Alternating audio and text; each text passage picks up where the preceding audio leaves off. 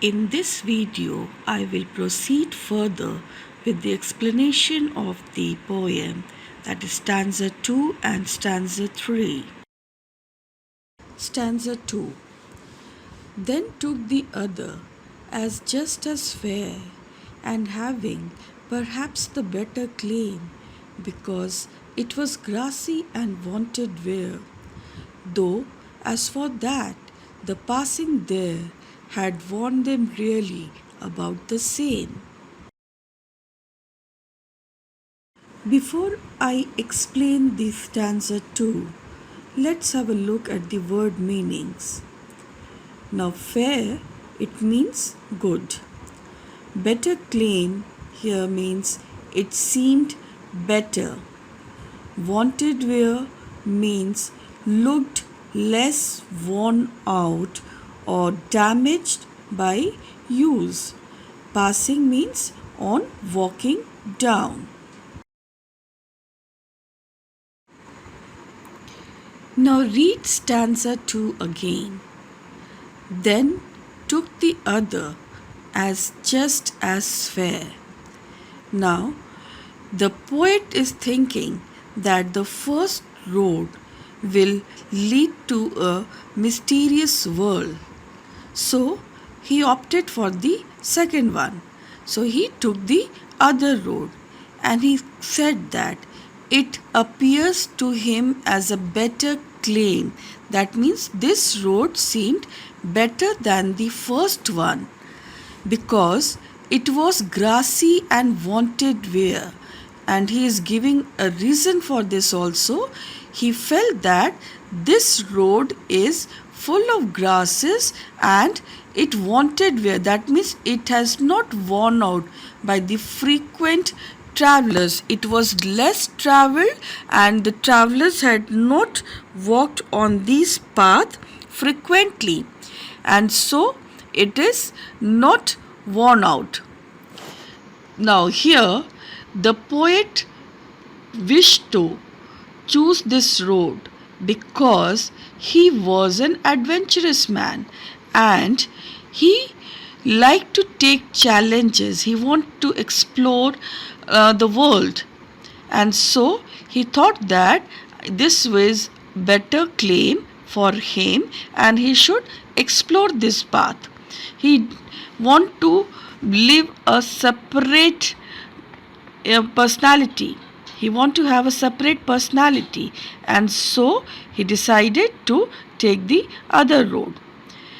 Now you can see in the last two lines of this stanza, the poet suddenly changes his mind, and then he said, though as for that the passing there had warned them really about the same. Now these two lines state the confused state of poet's mind.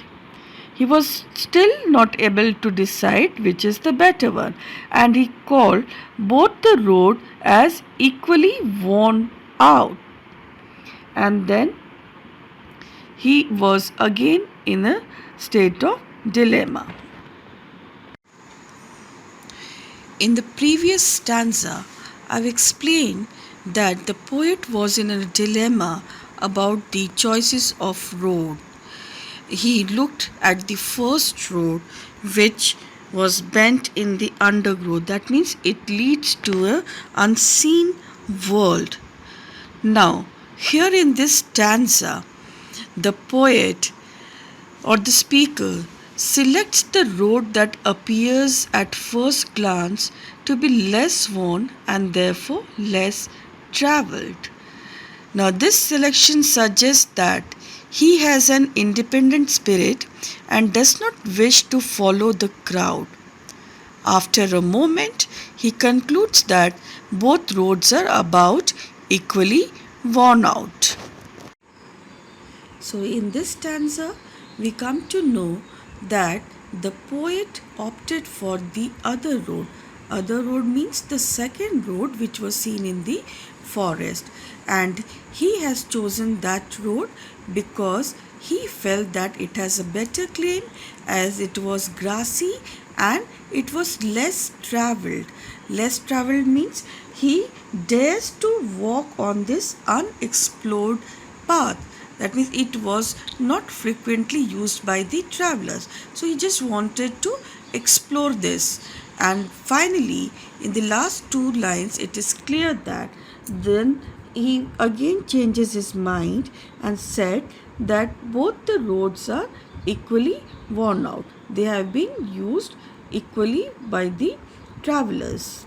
In this stanza, the literary devices like personification and simile have been used. Now, personification is a figure of speech which is used for an inanimate object or animal, bird, look or feel human. That means giving human traits to a bird, animal or some other object. Now, see line 8. Because it was grassy and wanted wear. Now here the path wanted wear. That means wanting is a human need and so it has been personified. Now see simile over here. Now simile is a comparison made between two different things using words as or like. Look at line 6. Then took the other just as fair. Now here comparison has been made. That means a simile has been used. You can further see that the rhyme scheme of this stanza is again A B A A B. Now I hope you would be able to give answer to this question from stanza 2. The question is, which road did the poet opt for and why? Okay? Moving to stanza 3. And both that morning equally lay, in leaves no step had trodden black. Oh, I kept the first for another day, yet knowing how way leads on to way, I doubted if I should ever come back. Now look at the meaning of these phrases used in this stanza. Equally lay, that means we're equally covered. Trodden black, that means turned the path black by crushing the leaves under your feet. Way leads on to way, that means one thing leads to another. One path will lead to another path. Similarly, one decision will lead to the another decision. In this stanza, the poet says that on that particular morning, leaves cover both roads equally. That means no one has yet taken either road, for the leaves lie undisturbed. That means they were not crushed under foot. The speaker remains committed to his decision to take the road he has previously selected, saying that he will save the other road for another day.